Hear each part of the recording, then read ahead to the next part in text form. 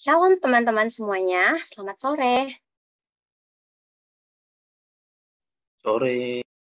Gak ada yang merespon. Shalom. Oke, selamat datang dan selamat beribadah kembali dalam ibadah Jakarta Berdoa dengan tema Revive Eyes Again. Senang banget ya, kita boleh kembali mengadakan ibadah bersama seperti saat ini, terutama di momen untuk kita saling mendoakan setiap kondisi-kondisi yang ada di PMK kita masing-masing. Serta saling menguatkan antar sesama pengurus PMK. Aku rasa ini adalah momen yang sangat penting bagi kita semua untuk boleh saling menikmati persekutuan dan relasi dalam doa. Saling terbeban satu sama lain atas kondisi-kondisi yang dialami oleh setiap PMK. Serta momen untuk kita membawa setiap beban, permasalahan, dan harapan kita kepada Tuhan secara bersama-sama.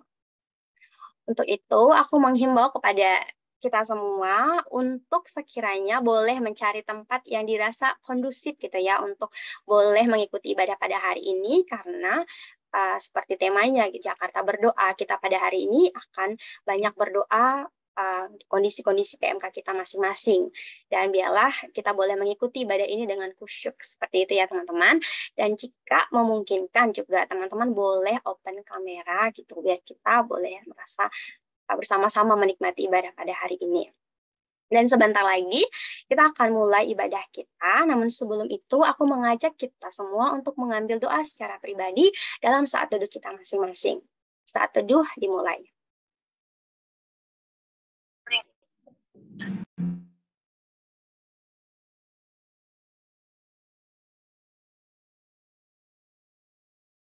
Saat teduh selesai, kita masuk dalam doa pembuka. Mari kita bersatu di dalam doa. Bapa, kami mengucap syukur untuk kebaikan-Mu di sepanjang hari ini, di mana kami boleh Tuhan menyelesaikan setiap tugas dan aktivitas kami dengan baik. Kami bersyukur di sepanjang hari ini dapat selalu merasakan kebaikan Tuhan, setiap berkat-berkat yang boleh kami terima di sepanjang hari ini Tuhan.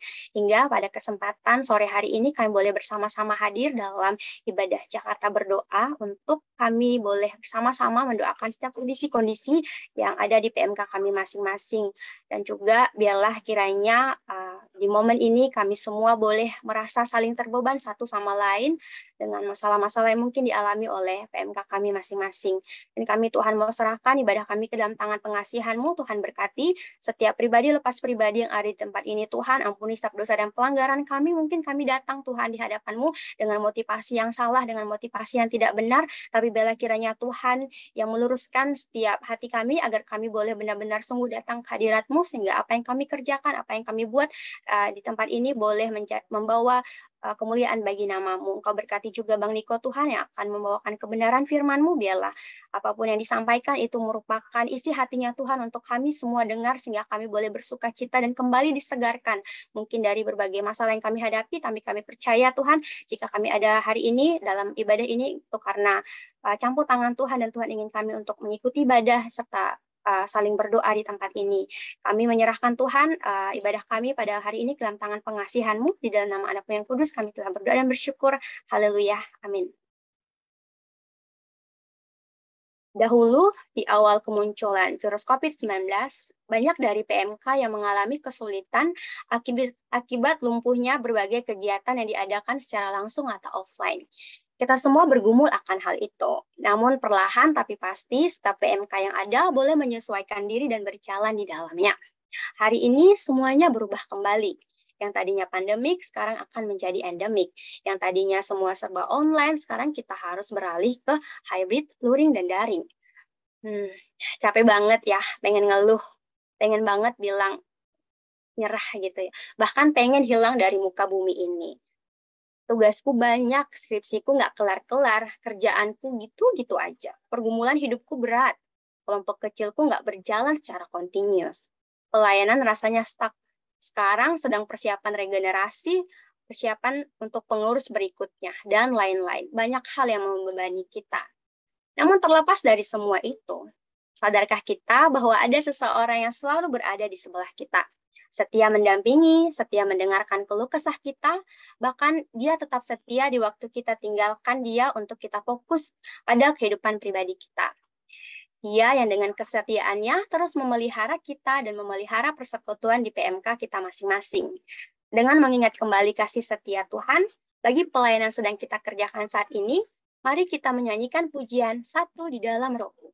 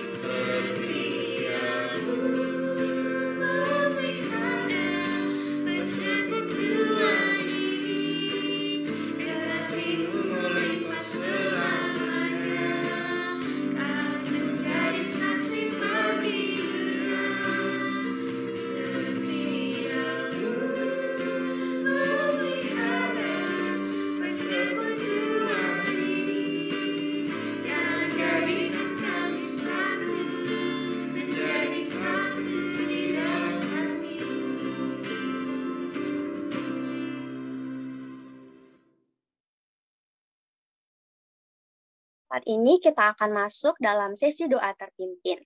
Kita akan mendoakan pokok-pokok doa untuk bangsa dan negara sekaligus persiapan untuk masuk dalam breakout room. Ibadah akan kita lanjutkan setelah sesi doa bersama. Untuk itu, mari kita siapkan hati dan pikiran kita untuk mendoakan bangsa dan negara yang akan dipimpin oleh saya sendiri. Mari kita bersatu di dalam doa. Kembali kami mengucap syukur Tuhan untuk setiap kasih dan juga pemeliharaanmu atas kehidupan kami. Kami bersyukur di mana pada momen hari ini Tuhan kami boleh bersama-sama hadir di tempat ini untuk boleh saling mendoakan satu sama lain dan juga mendoakan setiap pergumulan dan kondisi-kondisi PMK kami. Dan pada saat ini Tuhan kami berkesempatan untuk mendoakan pokok doa bagi bangsa dan negara kami. Namun sebelum itu, kiranya Tuhan layakan kami Tuhan, suci kuduskan, ampuni setiap dosa dan pelanggaran kami. Kami menyadari sebagai manusia yang lemah, sebagai manusia masih hidup dalam kedagingan, kami seringkali melukai hati Tuhan dengan setiap perbuatan, tingkah laku, bahkan pikiran kami yang jahat. Biarlah kiranya Tuhan boleh menyuci kuduskan kami hingga kami boleh layak untuk menghadap hadirat-Mu serta membawa setiap pokok-pokok doa kami. Pada saat ini Tuhan, kami mau berdoa bagi perekonomian bangsa kami yang pada saat ini perekonomian kami masih terpantau stabil meskipun di beberapa aspek cukup mengalami keterpurukan. Dan kami berdoa biarlah kiranya Tuhan terus memelihara bangsa kami sehingga perekonomian bangsa kami Tuhan dapat terus stabil, bahkan kami berharap untuk maju Tuhan sehingga tidak stuck di situ-situ saja. Dan kami juga berdoa bagi setiap pemegang badan usaha dan UKM yang ada di negara kami agar diberikan hikmat Tuhan dapat terus memiliki kreativitas dalam mengembangkan setiap pekerjaan dan badan usaha yang mereka jalani, serta inovatif dalam menghasilkan produk-produk yang bisa bersaing di kancah internasional. Dan kami berdoa Tuhan untuk perekonomian bangsa kami. Kami juga berdoa Tuhan untuk pendidikan yang ada di negara kami. Kami menyadari Tuhan bahwa mutu pendidikan di negara kami cukup tertinggal daripada negara-negara berkembang lainnya. Dan kami berdoa Tuhan secara khusus bagi pendidikan yang ada di daerah terpencil. Kami menyadari bahwa banyak dari anak-anak Tuhan yang saat ini mengecap pendidikan di daerah terpencil tidak melek teknologi, bahkan mereka juga tertinggal Tuhan dalam banyak hal. Dan kami berdoa biarlah kiranya Tuhan memberi hikmat atas pemimpin bangsa kami, terutama bagi Menteri Pendidikan kami, biarlah kiranya dengan hikmat daripada Tuhan dia boleh menciptakan inovatif-inovatif dan terobosan baru Tuhan dalam dunia pendidikan sehingga pendidikan-pendidikan yang ada di daerah-daerah terpencil boleh mengalami kemajuan serta dapat bersaing dengan pendidikan-pendidikan yang ada di kota-kota besar. Dan kami percaya Tuhan bahwa Tuhan memelihara setiap anak-anak Tuhan dan terus memelihara negara kami Tuhan sehingga mutu pendidikan yang saat ini mungkin tidaklah baik Tuhan dapat berkembang dan dapat seturut dengan apa yang menjadi kehendak hati Tuhan. Dan kami juga mau berdoa Tuhan untuk penyelenggaraan KTT G20 yang akan diadakan di Bali pada November mendatang. Kami berdoa biarlah sekiranya setiap apapun yang nantinya dibutuhkan untuk pelaksanaan kegiatan tersebut dapat berjalan dengan lancar. Kami berharap Tuhan dari adanya kegiatan ini boleh memberi manfaat serta keuntungan bagi negara kami, terutama dalam perkembangan ekonomi global. Yang seperti yang Tuhan tahu bahwa negara kami mungkin secara ekonomi masih tertinggal jauh dari negara-negara lainnya. Tapi kami berdoa biarlah kiranya dengan diadakannya KTT G20 di Bali nanti kami semua boleh semakin dapat membuka mata kami bahwa segala sesuatu yang Tuhan telah sediakan bagi kami untuk dapat kami pergunakan dengan baik, terutama sumber daya manusianya Tuhan, biarlah Tuhan yang terus memberkati setiap anak-anak Tuhan, terutama bagi kami generasi-generasi milenial, penerus bangsa ini Tuhan, agar boleh memberi kontribusi yang besar untuk negara kami, sehingga negara kami boleh maju dalam hal apapun juga, serta dapat bersaing dengan negara-negara di luar sana yang sudah maju secara ekonomi dan juga secara teknologi. Dan kami menyerahkan Tuhan setiap pokok-pokok doa untuk bangsa dan negara kami ke dalam hadirat-Mu. Kami menyadari begitu banyak hal sebenarnya yang ingin kami sampaikan. Tapi Tuhan lebih tahu apa yang saat ini terjadi di bangsa dan negara kami. Dan kami percaya bahwa Tuhan akan terus memelihara bangsa dan negara kami, sehingga kami akan tetap terus berada di negara kami dengan aman, selamat, dan tidak kurang satu apapun. Serta Tuhan akan terus mensejahterakan setiap perekonomian dan masyarakat yang ada di bangsa dan negara kami. Saat ini juga Tuhan, kami akan masuk dalam persiapan doa. Persiapan untuk masuk dalam breakout room untuk sesi doa bersama, mendoakan setiap masalah-masalah pergumulan-pergumulan dialami oleh setiap PMK. Biarlah kiranya Tuhan memberkati jalannya kegiatan sesi doa bersama nantinya, dan apapun yang mungkin menjadi masalah biar Tuhan saja yang turut campur tangan sehingga kegiatan kami pada hari ini boleh berjalan dengan baik. Berkati setiap pribadi lepas pribadi Tuhan agar benar-benar boleh dapat menikmati setiap doa dan juga boleh merasakan saling terbeban satu dengan yang lain atas setiap pokok-pokok doa dan permasalahan yang akan kami bawa di hadapan-Mu Tuhan. Dan kami serahkan waktu kami selanjutnya ke dalam tangan pengasihan-Mu. Di dalam nama anak-Mu yang kudus kami telah berdoa dan bersyukur. Haleluya. Amin.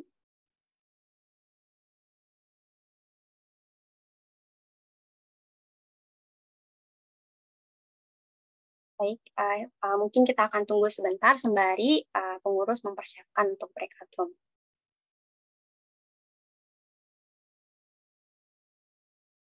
pemberitaan firman Tuhan.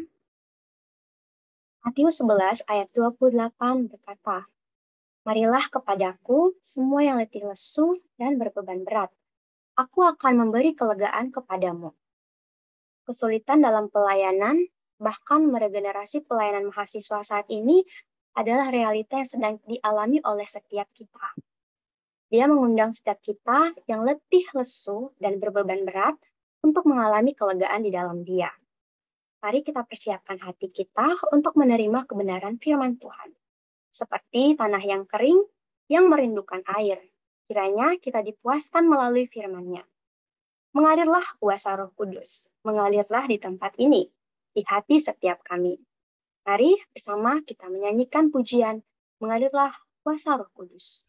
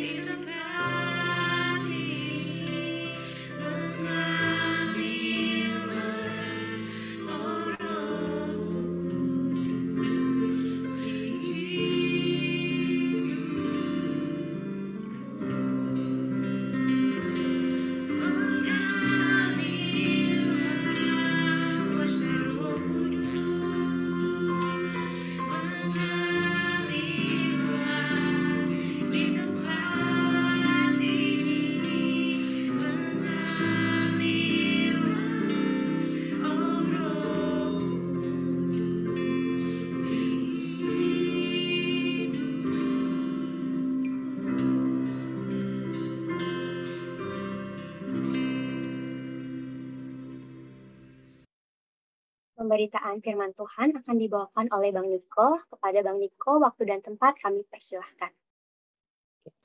Selamat sore teman-teman mahasiswa yang terkasih. Sebelum kita masuk kepada pemberitaan firman Tuhan, kembali kita memohon pimpinan Tuhan. Mari kita berdoa.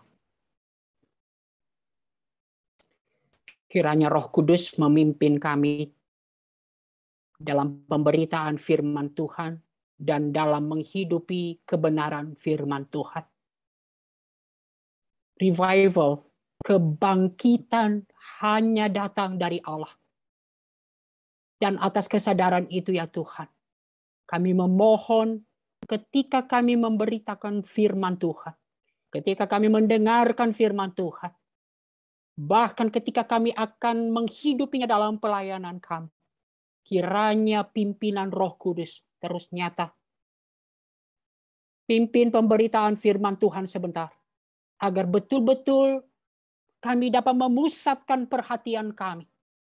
Agar betul-betul keinginan Tuhan, kerinduan hati Tuhan menjadi prioritas hati kami. Terima kasih ya Tuhan. Biarkan kami mempunyai hati yang rendah untuk betul-betul sanggup menerima dan tunduk pada kebenaran firman Tuhan. Di dalam nama Yesus kami berdoa. Amin. Oke teman-teman, tema kita dalam Jakarta berdoa sore ini adalah Revive Us Again. Bangkitkan kami kembali. Nah, tema ini setidaknya menyiratkan dua hal. Pertama, kesadaran atau pengakuan adanya, ini saya kesulitan memilih satu diksi atau pilihan kata, kelesuan atau paling tidak suatu adanya masalah yang sedang dihadapi yang menimbulkan datar, kelesuan atau kemunduran. Tetapi yang kedua, kenapa kita kemudian berdoa? Kenapa kita mengadakan tema ini? Adanya harapan akan kebangkitan. Dan harapan akan kebangkitan itu hanya dari Allah. Dan itu yang seharusnya membuat kita untuk bertekun, berjuang. Saya rindu betul-betul kita sanggup. Ini merupakan kerinduan kita. Jakarta berdoa itu akan kita hidupi di dalam bagaimana kita mengusahakan, berjuang di dalam PMK kita masing-masing. Nah teman-teman, saya akan share screen. Saya rindu hari ini, mudah-mudahan hari ini kalau pelayanan onsite saya tidak akan membiarkan diri saya diberikan kertas ke depan. Bang, waktunya sudah habis. Mudah-mudahan hari ini bisa terpenuhi seperti itu. Karena biasanya saya terus tidak disiplin dalam hal waktu ini. Nah, teman-temanku, renungan kita hari ini akan kita bagi menjadi 3 bagian besar. Yang pertama adalah panggilan gereja. Gereja dalam hari ini kita orang percaya, persekutuan orang percaya adalah tetap sama dalam situasi apapun. Yang kedua, kita akan berbicara tentang pelayanan onsite. Pelayanan onsite kita harus lihat sebagai kasih karunia Allah bagi kita. Dan kemudian bagian ketiga, revival, kebangkitan itu datangnya hanya dari Allah. Dan itu yang membuat kita untuk tunduk kemudian berdoa di hadapan Tuhan. Kita akan masuk pada bagian pertama, panggilan gereja tetap sama di dalam setiap situasi. Nah teman-teman, saya ajak kita untuk membaca Kisah Para Rasul 11. Bagian ini terus-menerus menjadi satu perenungan bagi saya dikala saya begitu banyak berdalih akan begitu besarnya tantangan sehingga membuat kemudian saya satu dalih untuk pasif. Satu dalih untuk berkata, waktunya susah Tuhan. Sementara itu banyak saudara-saudara telah tersebar karena penganiayaan. Wah, saya lupa menggarisbawahi ini. Mereka tersebar karena penganiayaan yang timbul sesudah Stefanus dihukum mati. Mereka tersebar sampai ke Fenisia, Siprus dan Antiokhia. Namun mereka memberitakan Injil kepada orang Yahudi saja. Akan tetapi di antara mereka ada beberapa orang Siprus dan orang Kirene yang tiba di Antiokhia dan berkata-kata juga kepada orang-orang Yunani dan memberitakan Injil bahwa Yesus adalah Tuhan. Dan tangan Tuhan menyertai mereka dan sejumlah besar orang menjadi percaya dan berbalik kepada Tuhan. Nah teman-teman, di masa-masa COVID ini, ada begitu banyak alasan yang kita kemukakan. Betapa sulitnya pelayanan. Tetapi bagian ini mengajarkan kepada kita.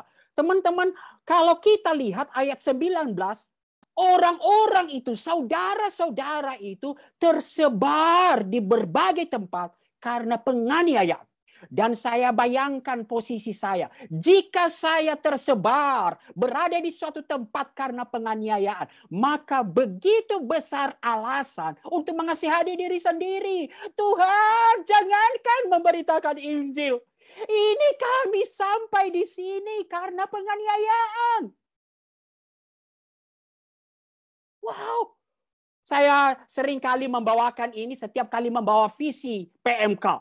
Saya lalu bertanya kepada teman-teman pengurus, adakah di sini yang masuk ke dalam kampusnya karena penganiayaan?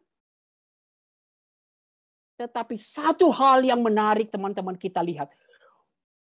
apa di dalam pimpinan Roh Kudus. Saya percaya kalau kita lihat kisah para rasul, kisah tentang pekerjaan dan pimpinan Roh Kudus. Dalam pimpinan Roh Kudus, jemaat mula-mula itu, saudara-saudara itu melihat setiap momentum sebagai panggilan mengerjakan visi dari Allah. Menarik sekali teman-teman. Mereka tersebar karena penganiayaan. Tapi apa yang mereka lakukan? Mereka tidak larut hanya kepada urusan-urusan. Bagaimana untuk survive? Bagaimana untuk makanan saya? Bagaimana mencari tempat saya? Tetapi mereka memberitakan Injil. Dan jika kita lihat, nanti kita akan langsung, bagian kedua nanti teman-teman. Bahkan apa mereka mulai dari apa yang mereka bisa lakukan. Dan ini merupakan satu kunci bagi kita. Apa seringkali kita berdalih karena banyak tantangan. Tapi alih-alih berdalih, mereka mulai dari apa yang mereka lakukan, apa yang mereka bisa lakukan. Ketika mereka hanya bisa melakukan kepada orang Yahudi, mereka kerjakan itu. Tetapi ketika mereka melihat ada kasih karunia, ada kesempatan untuk memberitakan Injil lebih luas lagi. Ayat 20 dan 21, mereka kerjakan itu. Wow. Kiranya, saya sudah mengambil kesimpulan. Kiranya ini menjadi kerinduan kita. Kita mohon Roh Kudus betul-betul memberikan kesadaran ini kepada kita. Di tengah situasi apapun, tantangan apapun, kita akan sanggup melihat prioritas-prioritas kita. Hagai berbicara tentang bagaimana melihat. Perhatikanlah keadaanmu. 2 kali dikatakan sana. Perhatikan keadaanmu. Di mana prioritas-prioritas hidupmu? Adakah kita melihat setiap momentum di balik tantangan yang ada sebagai panggilan untuk mengerjakan visi dari Allah? Jika teman-teman kemarin ikut acara HUT kita, teman-teman ada satu hal yang kita bisa lihat. 2 Timotius 4 ayat 2, beritakanlah firman. Nah, ini pada setiap situasi. Siap sedialah, baik atau tidak baik waktunya. Nyatakanlah apa yang salah. Tegurlah dan nasihatilah dengan segala kesabaran dan pengajaran. Dan jika kita lihat teman-teman, kalau kita expose itu, apa salah satu dasar dari desakan Rasul Paulus kepada Timotius untuk beritakanlah firman. Dan dasarnya justru teman-temanku ayat 3 dan 4. Karena akan datang waktunya orang tidak dapat lagi menerima ajaran sehat. Tetapi mereka akan mengumpulkan guru-guru menurut kehendaknya untuk memuaskan keinginan telinganya. Mereka akan memalingkan telinganya dari kebenaran dan membukanya bagi dongeng. Di masa-masa yang begitu sulit ini, saya seringkali merenungkan ini. Ada begitu banyak alasan bagi Rasul Paulus untuk mengatakan, Timotius, kamu orangnya lemah. Kalau teman-teman expose profil Timotius, ada begitu banyak kelemahannya. Mungkin Jeffrey di sini akan jauh lebih sehat daripada Timotius.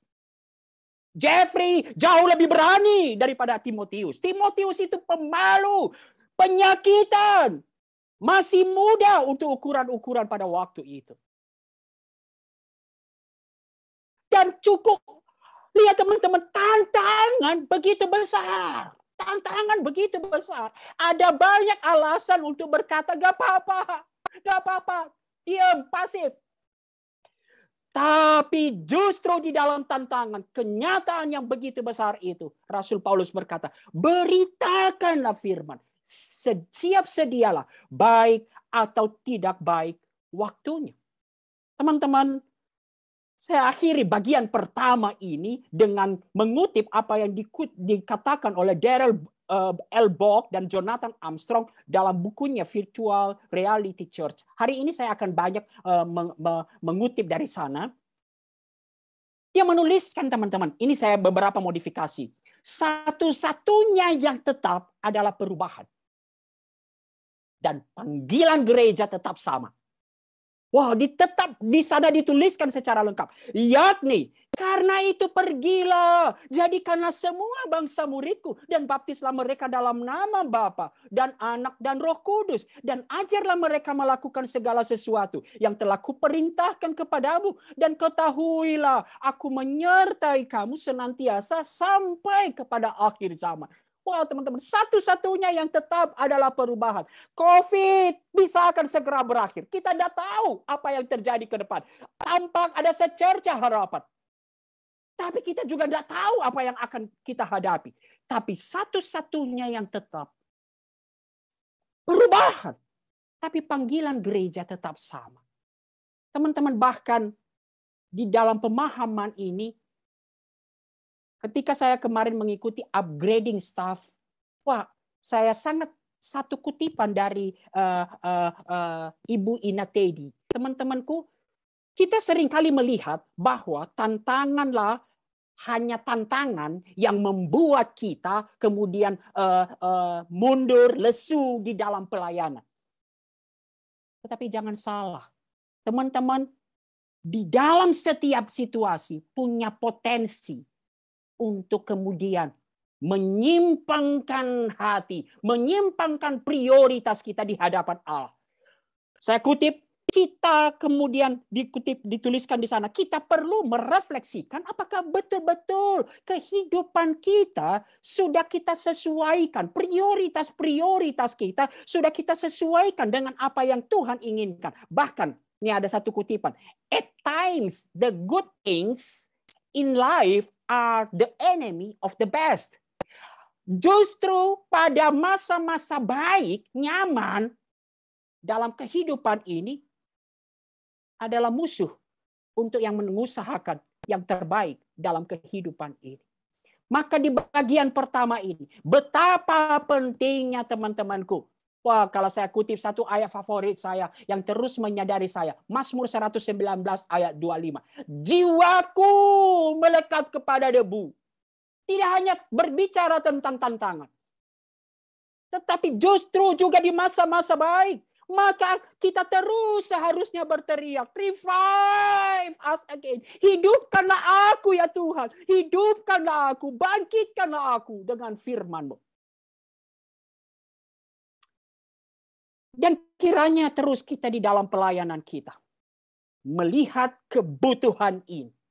Untuk terus berteriak dan berseru kepada Allah. Revive us again. Untuk terus melihat seperti pesan kita pakai. Melihat prioritas-prioritas kehidupan kita. Adakah prioritas-prioritas kehidupan kita adalah Tuhan dan visinya, kehendaknya? Teman-teman, sekarang saya masuk pada bagian kedua. Kalau jika kita melihat para rasul bersyukur untuk setiap keadaan yang ada. Dan di dalam setiap keadaan, seperti yang kita lihat tadi, di dalam penganiayaan sekalipun, di dalam tantangan, di dalam kesulitan, bahkan tertutupnya kemungkinan untuk melayani. Mereka tetap memikirkan, mengusahakan, apa yang bisa kami kerjakan. Tetapi mereka juga kita lihat teman-temanku, bahwa mereka selalu melihat kesempatan untuk melihat pemberitaan Injil lebih besar lagi sebagai kasih karunia Tuhan. Dan saya akan masuk pada bagian kedua. Pelayanan on-site adalah kasih karunia Tuhan. Nah, teman-teman, saya awali dengan satu bagian yang sudah sangat sering kita dengar biasanya ketika cerita tentang visi. Bagian ini sering kali diangkat. Setelah Paulus melihat penglihatan itu, segeralah kami mencari kesempatan untuk berangkat ke Makedonia. Karena dari penglihatan itu, kami menarik kesimpulan bahwa Allah telah memanggil kami untuk memberitakan Injil kepada orang-orang di sana. Teman-temanku, jika kita hanya melihat penglihatan ini, maka kemudian kita akan melihat apa kasih karunia-Nya di situ. Tetapi, teman-teman, kalau kita lihat teks ini, teman-temanku, Paulus, Silas, dan rombongan itu beroleh kasih karunia ketika mereka bisa menangkap, ketika mereka dibukakan visi dari Allah dari satu konteks peristiwa yang mereka alami. Kasih karunia, bagaimana bisa menangkap visi dari Allah dari konteks yang Tuhan izinkan terjadi. Jika kita melihat bagian sebelumnya, teman-temanku, 2 kali tercatat di sana, seolah-olah pelayanan itu tidak ada harapan. 2 kali tercatat bahwa Roh Kudus, Roh Yesus mencegah mereka untuk melayani di daerah Asia. Kemudian Bitinia, Asia mereka dihalangi. Tetapi kemudian Tuhan mengarahkan Paulus ke Makedonia. Dan jika kita lihat, itulah awal kemudian Injil masuk ke Eropa. Injil sampai ke ujung bumi menurut catatan Kisah Para Rasul sampai ke Roma. Teman-teman, menarik sekali. Dari berbagai peristiwa-peristiwa yang mereka alami. Dari penglihatan itu. Mereka melihat, menarik kesimpulan. Allah telah memanggil mereka untuk memberitakan Injil kepada orang-orang di sana. Kita kembali kepada Kisah Para Rasul 11 ayat 22 dan 26. Teman-teman, tentu mereka mengucap syukur ketika mulai tadi mereka melayani hanya kepada orang Yahudi. Tetapi ketika kesempatan itu meluas, mereka juga bicara kepada orang-orang Yunani. Tetapi kemudian kita lihat, sampailah kabar tentang mereka itu kepada jemaat Yerusalem. Lalu jemaat itu mengutus Barnabas ke Antiokhia. Setelah Barnabas datang dan melihat kasih karunia Allah, bersukacitalah ia. Ia menasehati mereka supaya mereka semua tetap setia. Karena Barnabas adalah orang baik, penuh dengan Roh Kudus dan iman. Sejumlah orang dibawa kepada Tuhan. Lalu pergilah Barnabas ke Tarsus untuk mencari Saulus. Dan setelah bertemu dengan dia, ia membawanya ke Antiokhia. Mereka tinggal bersama-sama dengan jemaat itu 1 tahun lamanya. Sambil mengajar banyak orang. Di Antiokhia lah murid-murid itu pertama kalinya disebut Kristen. Teman-temanku, saya kesimpulkan di sini dalam perenungan saya. Kasih karunia untuk melihat kesempatan Injil. Setiap kesempatan Injil diberitakan semakin luas. Kenapa saya mau membawa sini, teman-temanku? Sudah 2 tahun lebih kita hidup dalam pelayanan online. Tentu kita bersyukur akan pekerjaan-pekerjaan Allah. Semua kita bersyukur. Wah, dalam bukunya Virtual Reality Church itu, Darrell Bock mengatakan teknologi itu adalah anugerah Allah. Segala teknologi yang memungkinkan kita persekutuan, pelayanan online, yang memungkinkan kita terus mengerjakan pelayanan adalah anugerah Allah. Kita bersyukur itu akan semua itu. Kenapa? Semua realita adalah realitas Allah. Teman-temanku, namun mari kita perhatikan ini. Mungkin sudah ada sebagian dari kita kemudian melihat. Lalu, kalau kita sudah bisa melayani online, mengapa perlu kita memikirkan onsite? Mengapa perlu kita harus kemudian memikirkan pelayanan lain? Bukankah sekarang sudah banyak hal yang kita bisa nikmati, sekalipun kita juga harus mengakui. Teman-teman, kalau kita mau jujur, di dalam 2 tahun ini, sadar atau tidak, semua MC memulai ininya. Kita bersyukur hari ini kita bisa bertemu kembali. Lalu kita, walaupun melalui online. Kata walaupun itu kan sebenarnya menyiratkan. Wah, ada satu kerinduan.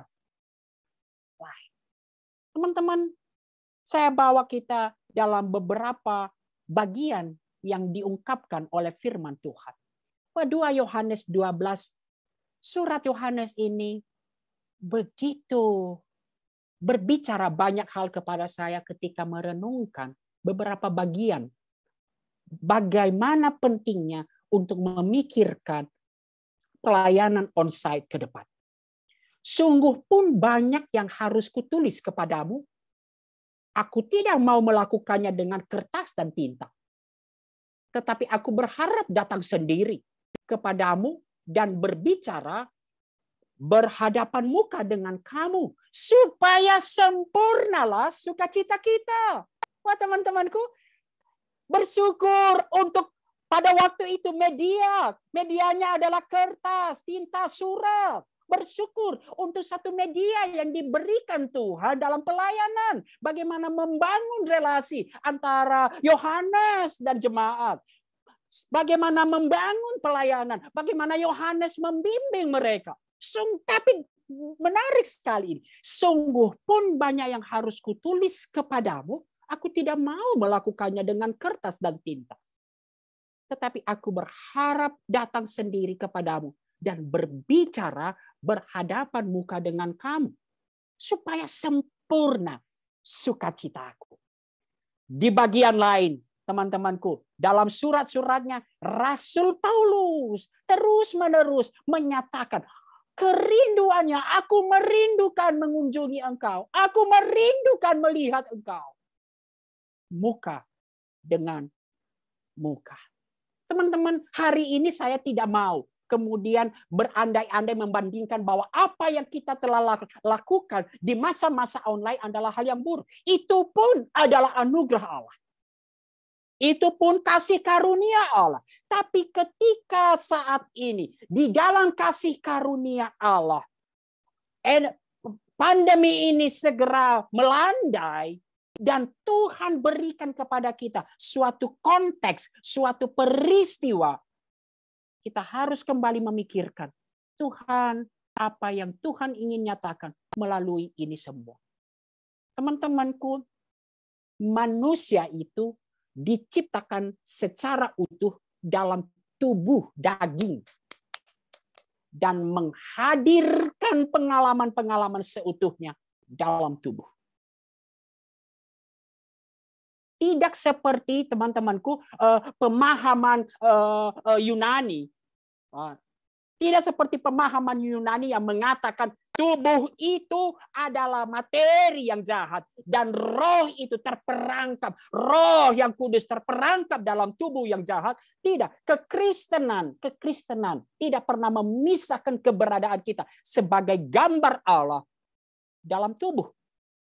Bahkan ketika berbicara pimpinan Roh Kudus, Alkitab secara jelas menyatakan, tubuhmu adalah bait Roh Kudus. Manusia diciptakan secara utuh dalam tubuh dan daging, dan menghadirkan pengalaman-pengalaman seutuhnya dalam tubuh. Itulah sebabnya, bahkan Darrell Bock, saya kutip kembali, dia mengungkapkan teman-temanku, saya hanya akan memberikan pemikiran-pemikiran. Mohon maaf kalau teman-teman tidak terlalu aplikatif, nanti teman-teman bisa dalam diskusi-diskusi di PMK-nya. Yesus datang ke dunia sebagai Allah yang berinkarnasi. Masuk ke dalam ciptaannya sebagai manusia untuk berinteraksi dengan ciptaannya. Mulai dari malam pertama di dunia sebagai bayi di palungan, sampai kepada penderitaan dan penyalibannya di bawah pemerintahan Pontius Pilatus. Segala sesuatu mengenai kehidupan Yesus itu nyata. Ia hidup dalam daging dan berinteraksi dengan ciptaannya dalam daging.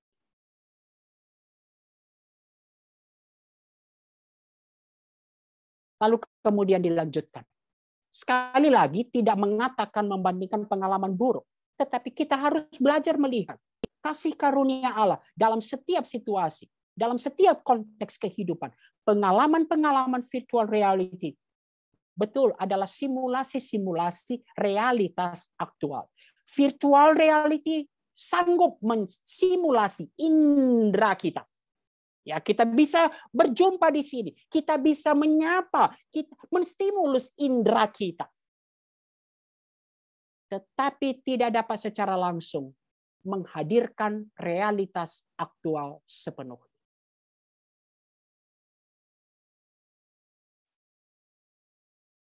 Atau saya kutip almarhum Pendeta Daniel Lukito ketika dengan menantang, ia membuat judul betulkah ibadah kepada Tuhan masih nomor 1? Ia menuliskan seperti ini. Seharusnya semua menyadari bahwa sebagus-bagusnya ibadah online, realitasnya tetap terasa ada sesuatu yang hilang dalam tanda kutip.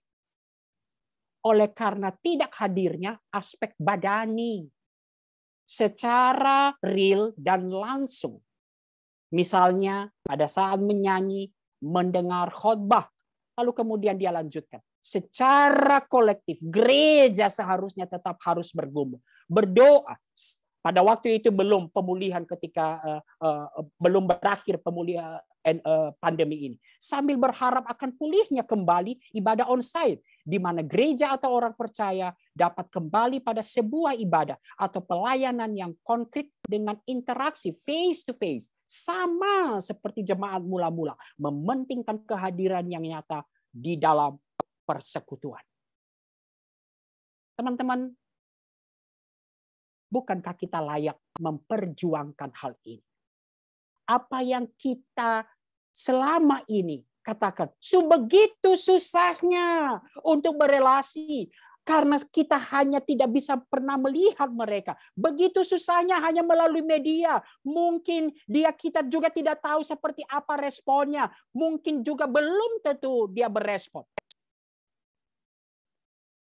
Tetapi mengapa kemudian ketika Tuhan memberikan satu kesempatan kepada kita, kenapa kita tidak menggumulkan hal ini dan melihatnya sebagai kasih karunia secara serius di hadapan Allah? Saya lanjutkan tentang relasi. Ini dia.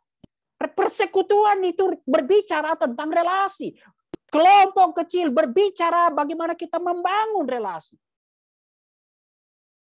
Dan tentang relasi, Darrell Bock menuliskan, Yesus mengajar bahwa kasih yang sejati dari para muridnya akan menjadi kesaksian yang pasti tentang gereja.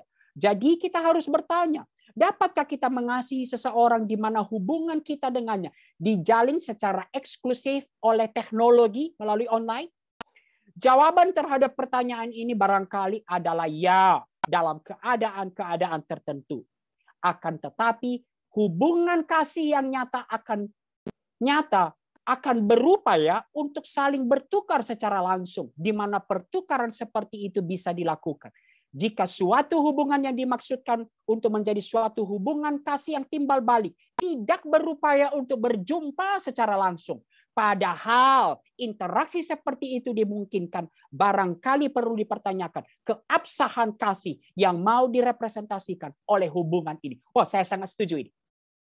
Jika kita berkata, kita mau mengasihi jemaat, kita mau mengenal mereka, kita rindu kasih Allah juga mereka alami.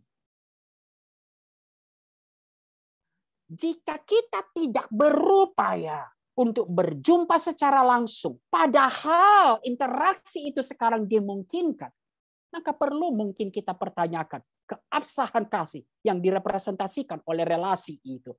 Alkitab mengajak kita untuk mengungkapkan kasih Kristen dengan cara-cara yang nyata dan berwujud. Kiranya teman-temanku bisa kemudian bagian-bagian ini kita bisa terus renungkan. Bagaimana dampaknya di dalam persekutuan kita. Sekarang pertanyaannya, apakah berarti tantangan kita semakin berkurang? Dan saya jawab tidak. Paling tidak jawabannya belum tentu. Tetap saya jawab tidak. Teman-teman, mungkin lalu kemudian list tantangan akan keluar. Jumlah pengurus dan pelayan. Sedikit Bang yang dihasilkan melalui pelayanan online selama ini. Lalu saya juga harus menyesuaikan perkuliahan. Mungkin ada beberapa orang yang baru datang masuk ke kota. Ketika pelayanan onsite, saya harus menyesuaikan banyak hal tentang pelayanan onsite. Atau mungkin seperti tadi, jemaat sudah begitu nyaman melihat bahwa pelayanan online adalah satu pelayanan yang alternatif dan nyaman. atau berbagai. Wah teman-teman, mungkin nggak ada yang punya pengalaman untuk mengurus, melaksanakan persekutuan online. Atau kami dalam kepengurusan, Bang, bayangkan belum pernah berjumpa muka dengan muka. Namun saya mau ingatkan teman-temanku, pengutusan dalam misi Allah selalu melibatkan tantangan.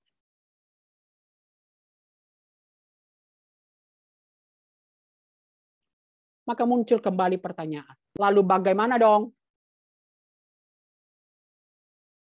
Sebenarnya saya masih banyak contoh-contoh, tapi waktu saya lihat semakin bergeser. Saya nanti takut tidak sesuai dengan janji saya tadi. Pertanyaan ini menghantar kita pada bagian terakhir perenungan kita hari ini. Teman-temanku, kebangkitan itu, revival itu, hanya datang dari Allah. Saya ajak kita untuk membaca ini. Mazmur 46 ayat 2 sampai 4 dan 9 sampai 12. Allah itu bagi kita tempat perlindungan dan kekuatan. Sebagai penolong dalam kesesakan sangat terbukti. Sebab itu kita tidak akan takut sekalipun bumi berubah. Wow. Sekalipun gunung-gunung goncang di dalam laut. Sekalipun ribut dan berbuih airnya. Sekalipun gunung-gunung goyang oleh geloranya. Bagian ini menggambarkan bagian yang paling ekstrim dari kesulitan, dari tantangan. Dan ayat 9. Pergilah, pandanglah pekerjaan Tuhan yang mengadakan pemusnahan di bumi. Yang menghentikan peperangan sampai ke ujung bumi. Yang mematahkan busur panah. Menumpulkan tombak. Membakar kereta-kereta perang dengan api. Diamlah dan ketahuilah bahwa akulah Allah. Aku ditinggikan di antara bangsa-bangsa. Ditinggikan di bumi. Tuhan semesta Allah menyertai kita. Kota benteng kita ialah Allah Yakub. Hari ini pusat perenungan kita ayat 9 sampai 11. Diamlah dan ketahuilah bahwa akulah Allah. Mari kita kembali kita daftarkan melihat tantangan-tantangan yang seabrek tadi. Mari kita lihat, tuliskan semua tantangan-tantangan yang ada. Lalu saya kutip satu bagian dari buku ketua saya di STT saya, Yuzo Adinarta, dalam pilar-pilar doa. Wow, dengan sangat menantang ia mengatakan, teman-teman,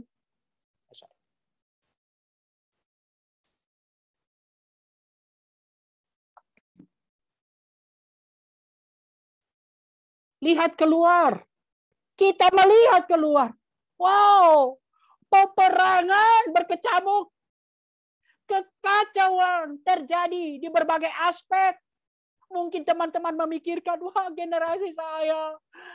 Kalau saya tidak serius dengan kuliah saya. Jangankan saya yang rata-rata gini. Yang cum laude aja belum tentu dapat pekerjaan. Wow, ketakutan. Berkecamuk. Lihat keluar. Tantangan, kekacauan terjadi. Lihat sekitar. Yang terjadi adalah penolakan. Mungkin kalau kita aplikasikan, apakah kita lari? Tidak percaya. Orang-orang nggak mau mendengar hal-hal yang rohani. Lalu lihat diri kita, wah rapuh, begitu banyak beban. Healing, perlu healing. Anak-anak zaman sekarang. Beban yang sangat berat.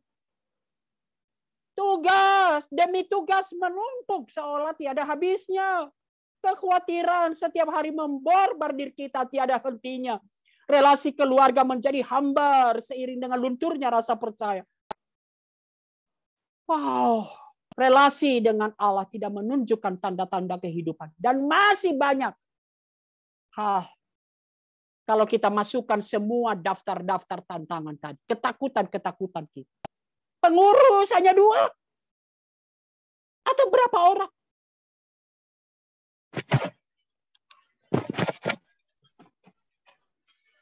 Tapi kemudian teman-temanku, seringkali mata kita hanya tertuju pada bagian-bagian ini.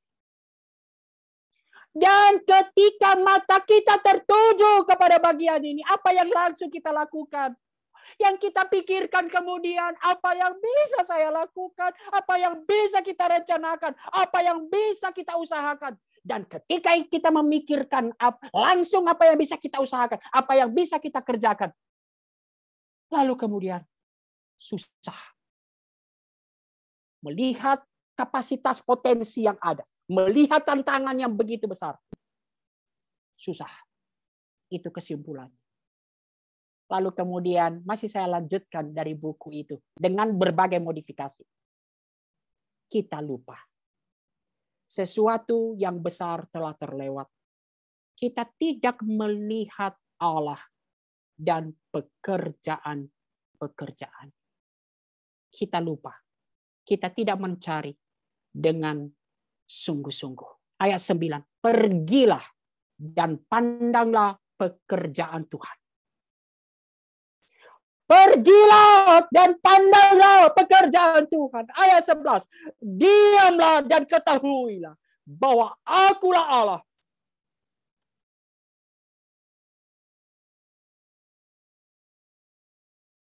Mari kita alihkan perhatian kita. Pandang Allah dan pekerjaannya.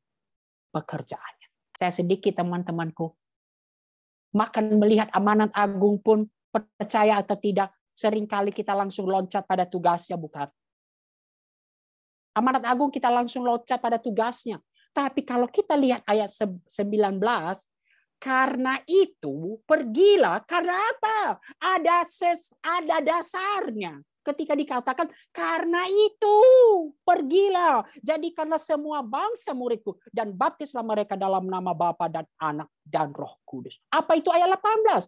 Yesus mendekati mereka dan berkata, kepadaku telah diberikan segala kuasa di sorga dan di bumi. Itulah dasar pengutusan amanat agung. Sang Raja telah menaklukkan semua musuh, semua tantangan. Yang memegang segala kuasa di sorga dan di bumi. Teman-temanku, ini jaminan yang meneguhkan. Tidak ada tantangan yang sebesar apapun itu yang berada di luar otoritas Sang Raja yang mengutus. Diamlah, ketahuilah, akulah Allah. Ini menolong saya teman-temanku dalam banyak hal. Saya tidak overthinking kemudian dengan hasil. Sering kita dalam PMK overthinking. Saya tidak overthinking dengan hasil. Bagian saya adalah apa yang Allah perkenankan terjadi bagi saya. Lalu apa bagian kita, teman-temanku? Apa caranya melihat dan memandang Allah? Teman-temanku, datanglah dan mendekat kepadanya. Dan itulah hari ini kita berdoa. Saya kutip dari Anonim, ketika kita bersandar kepada manusia, kita akan melihat apa yang bisa manusia perbuat. Sama ketika kita bersandar, kita hanya melihat apa yang bisa kita pikirkan di kampus kita, apa yang bisa kita programkan. Tetapi ketika kita bersandar kepada Allah dalam iman dan doa, kita akan melihat apa yang bisa Allah berbuat. Teman-temanku, mungkin teman-teman berkata, udah berdoa kok Bang. Tapi saya mau ajak kita hari ini. Betul-betul serius, datanglah mendekat kepadanya. Yang pertama, mari kita berdoa sungguh-sungguh. Berdoalah agar Allah menolong kita menuntun kita kepada apa artinya penyerahan yang sesungguhnya. Apa artinya keyakinan kepada Allah dan pekerjaannya. Betul-betul pengenalan akan kebersandaran kepada Allah. Mari berdoa sungguh-sungguh. Dan di dalam hal itu kemudian kita akan memikirkan, teman-temanku, apa yang bisa Allah kerjakan melalui kita. Ini hal pertama. Betul-betul mari kita berdoa. Agar apa kita mengerti, apa artinya. Satu pengakuan Allah dan pekerjaannya. Otoritas Allah, kuasa Allah dan pekerjaannya. Itu yang akan menolong kita, teman-temanku. Akan mempunyai energi yang tidak akan habis-habisnya. Tidak overthinking akan banyak pencapaian-pencapaian. Tetapi apa yang Tuhan akan kerjakan melalui aku. Saya akan akhiri dengan beberapa hal ini, teman-temanku. Mari berdoa sungguh-sungguh. Doakanlah apa yang betul-betul kamu rindukan.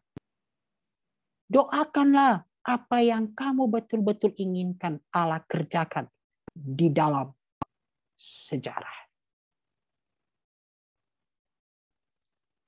Mengapa saya tuliskan ini? Mengapa begitu kering persekutuan doa kita, teman-teman? Persekutuan doa kita seringkali menjadi suatu arena program. PD. Tetapi betulkah kita mendoakan? Kita mencurahkan apa yang betul-betul kita rindukan terjadi. Apa yang betul-betul kita rindukan Allah kerjakan dalam sejarah. Betulkah kita mendoakan akak kita? Seperti kata Rasul Paulus, aku rela sakit bersalin lagi, asal saja rupa Kristus nyata di dalam kami. Atau kita berdoa hanya seperti program, Tuhan, kami mau berdoa untuk HPDT, berkatilah ini, berkatilah itu. Betulkah kita mendoakan, mencurahkan isi di hati di hadapan Tuhan?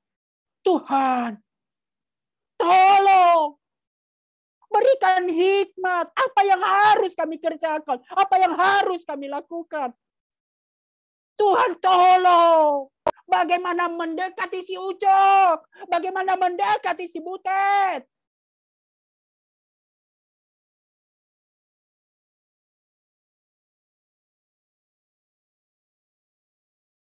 Kiranya hal ini terbangun. Mungkin suatu kayak perputaran.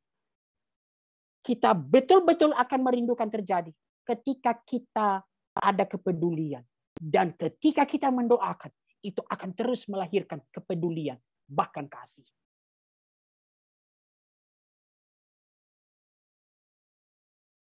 Tetapi teman-teman, mungkin bagaimana apa yang kita rindukan itu dapat terus dibentuk oleh Tuhan. Saya kutip apa yang dikatakan Sammy Tippit dalam bukunya The Prayer Factor. Berdoa dengan kehendak yang diserahkan kepada Allah berarti meresikokan hidup kita kepada Allah. Apa artinya? Kita masuk di dalam penyerahan diri kepada kehendak Tuhan. Kita mendoakan sesuatu, kita masuk dalam penyerahan diri pada apa kehendak Tuhan. Maafkan, bukankah bagian doa kita terus seperti ini? Terlalu banyak orang dalam generasi ini yang hanya mencari kenyamanan. Terlalu banyak orang menggunakan doa untuk melarikan diri dari kesulitan. Doa kita penuh dengan Tuhan bikin ini lancar. Tuhan bikin ini lancar. Tuhan bikin ini lancar. Saya tidak mengatakan itu tidak salah total. Tapi betulkah kita berdoa? Revive us again.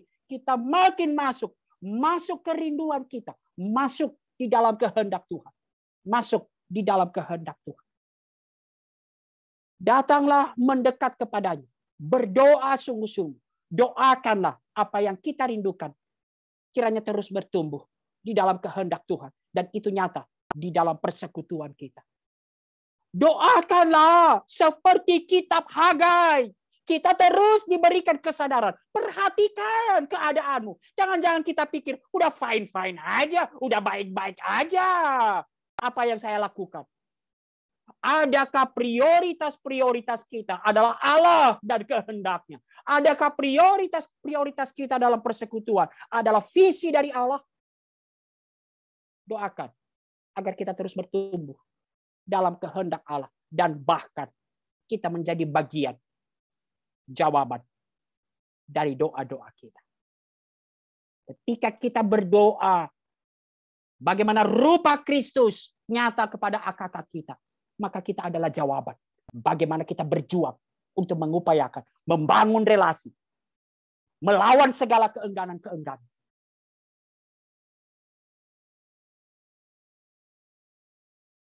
Akhirnya waktu saya lewat juga. Mohon maaf. Saya akhiri, kemudian teman-temanku, dengan sama seperti tadi. Datanglah, mendekatlah kepada Tuhan. 1 Petrus 5 mengatakan, serahkan, lemparkan segala kekhawatiranmu kepadanya. Because he cares for you. Dia peduli dengan kita. Saya nggak tahu apa ketakutanmu memulai pelayanan onsite. Untuk melihat itu sebagai kasih karunia Tuhan. Daftarkan. Dan serahkanlah kepada Tuhan. Ketika kita bersandar kepada manusia, kita akan melihat apa yang bisa perbuat. Kita bersandar pada kemampuan kita menyusun program, maka kita akan bisa melihat apa yang kita bisa lakukan. Tetapi ketika kita bersandar kepada Allah dalam iman dan doa, kita akan melihat apa yang Allah bisa perbuat. Selamat menantikan. Menanti-nantikan, merindukan Allah bekerja di dalam persekutuan kita. Amin. Mari kita berdoa.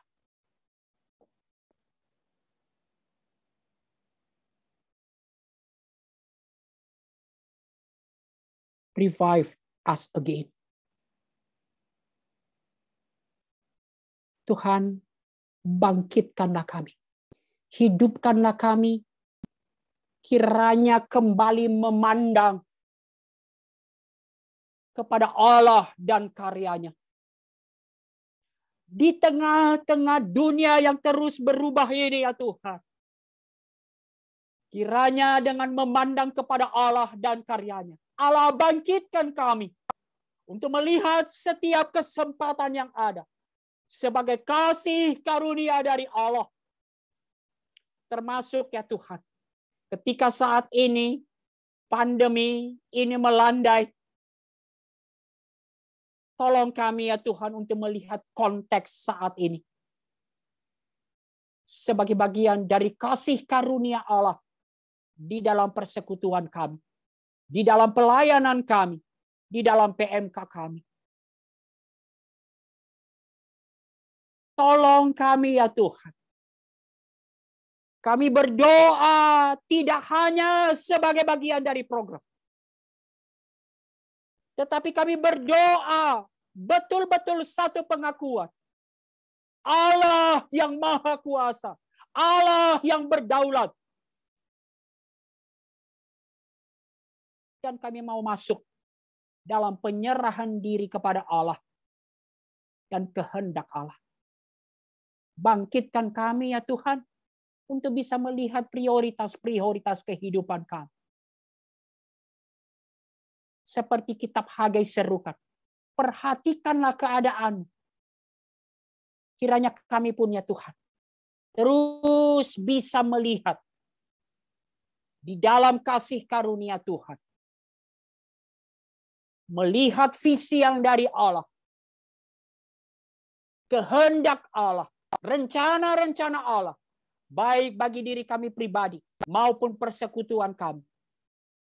Sebagai prioritas kami. Terpujilah Engkau ya Tuhan. Di dalam nama Yesus kami berdoa dan bersyukur. Amin. Saya kembalikan kepada MC. Baik, terima kasih kepada Bang Niko yang telah menyampaikan pemberitaan firman Tuhan untuk kita.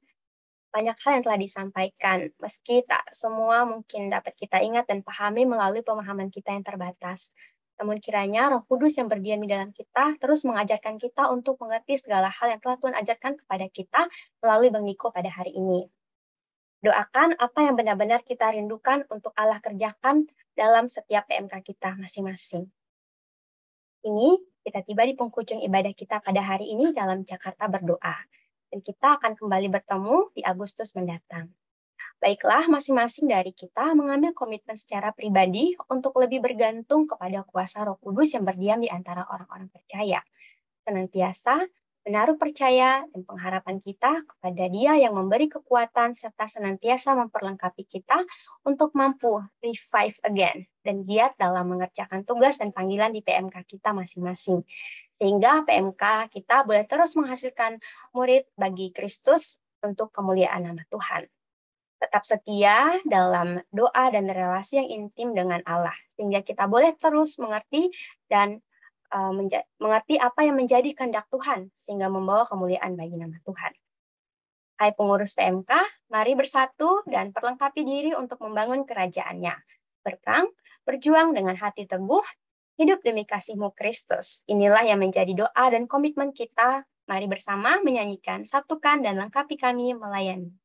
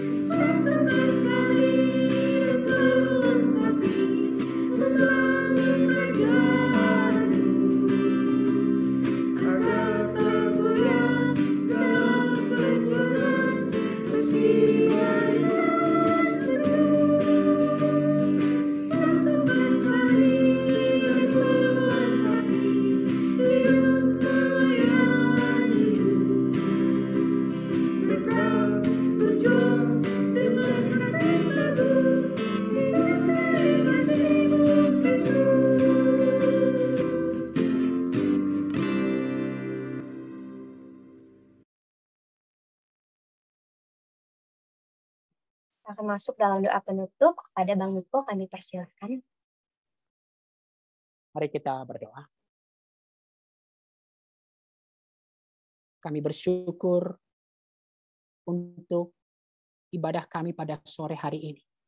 Kami bersyukur kami datang dan melihat, memandang Allah dan pekerjaan di dalam doa-doa kami. Kami bersyukur ya Tuhan mencurahkan isi hati kepada Allah. Kiranya Tuhan menolong kami, menanti-nantikan Allah bekerja. Allah bekerja melalui kami. Allah bekerja melalui persekutuan kami. Untuk menyatakan kasih Allah. Secara khusus kami mau berdoa ya Tuhan. Sebentar lagi kami akan menyambut, menerima adik-adik kami mahasiswa baru. Kiranya di dalam kasih karunia Allah, Tuhan akan menggunakan kami dan persekutuan kami sebagai bagian dari rencana Allah. Mahasiswa-mahasiswa, adik-adik kami mengalami perjumpaan dengan Allah. Adik-adik kami ya Tuhan, hidupnya diubahkan dan ditransformasi menjadi murid-murid Kristus. Terima kasih ya Tuhan. Di tengah berbagai tantangan, bahkan situasi yang begitu berpotensi untuk membuat kami flat, bahkan mundur, pasif. Tuhan tolong kami. Seperti seruan John Stott, ya Tuhan tolong kami untuk menghidupi. Ketika zaman semakin tuli, kiranya Tuhan pakai kami untuk berteriak lebih lantang. Terpujilah Engkau ya Tuhan. Di dalam nama Tuhan Yesus kami berdoa. Amin. Selanjutnya kita akan mendengarkan warta jemaat. Kepada yang bertugas kami persilahkan.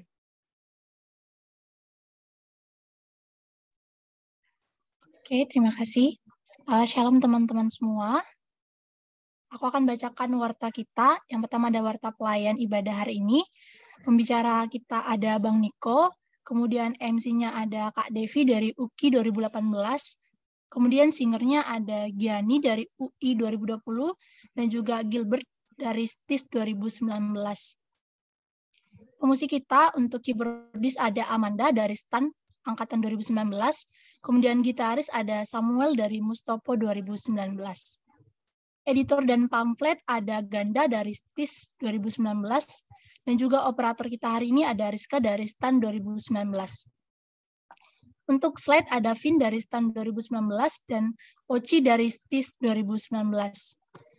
Untuk asernya sendiri ada Kak Vera dari UI 2018 dan Amel dari STAN 2019, serta seluruh pemimpin kelompok sharing yang sudah memimpin dalam breakout room tadi.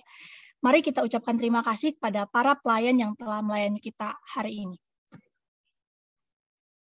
Oke, terima kasih semua pelayan hari ini.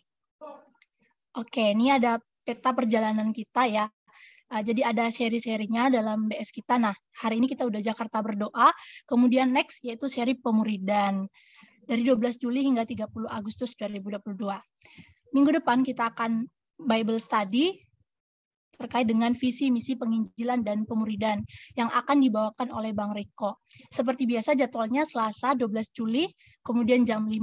Jadi teman-teman jangan lupa untuk join di BS-nya dan juga diajakin semua teman-temannya buat join bersama.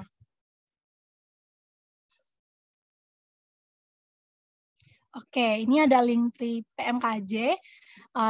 Teman-teman bisa akses di IG PMKJ, jadi PMK_Jakarta. Situ di bio-nya ada link tree kita, yaitu link tree PMKJ. Di link tree itu ada rekaman BS, kemudian juga Zoom BS kita, kemudian materi BS, dan juga ada buletin Nehemia, dan juga materi pemuridan online. Nah, ini hadir buat memperlengkapi kita semua, dan juga mungkin ada bahan-bahan yang kita bisa butuhkan, dan itu bisa menolong kita di kepengurusan masing-masing. Dan buat teman-teman semua yang mungkin belum sempat lihat record hari ini, bisa ya ke akses di link tree-nya, itu ada rekaman BS kita. Di sana udah ada recordnya. Oke, mungkin ini udah dinanti-nantikan dan juga mungkin sering diikuti ya sama teman-teman semua. Ini ada OBS, Overthinking Before Sleeping. Nah, ini seri-serinya asik nih teman-teman. Jadi kayak sebelum BS besoknya ini ada OBS dulu malamnya. Ini Senin malam.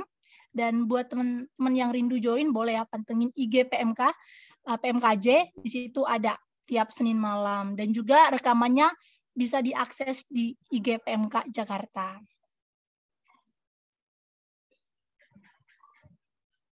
Oke, next. Nah, ini juga ada YouTube Perkantas Jakarta. Teman-teman bisa akses ke sana, ada banyak video ya, termasuk juga BS kita, rekamannya juga ada di sana. Ini mungkin bisa menolong teman-teman jika membutuhkan sesuatu ataupun pengen nonton lagi recordnya. Nah, ini ada BSC, Bible Study Club. Buat teman-teman yang rindu untuk lakukan PA bersama, boleh daftar ya. Ini akan bahas eksposisi dari Keluaran 7 ayat 8 sampai Keluaran 11 ayat 10. Nah, itu ada link pendaftarannya, bisa teman-teman SS ya, untuk mendaftar. Di situ juga ada kontak personnya. Mungkin bisa di screenshot slide-nya ataupun juga rekamannya akan disebar ke teman-teman juga melalui PMK di wilayahnya. Ya, ini betul ya, buat pengen latihan PA dan ber-PA bersama. Oke, sampai jumpa di BS selanjutnya, tapi jangan langsung leave teman-teman semua, karena kita bakal foto bersama buat dokumentasi Jakarta Berdoa hari ini. Oke, pada pengurus aku persilakan.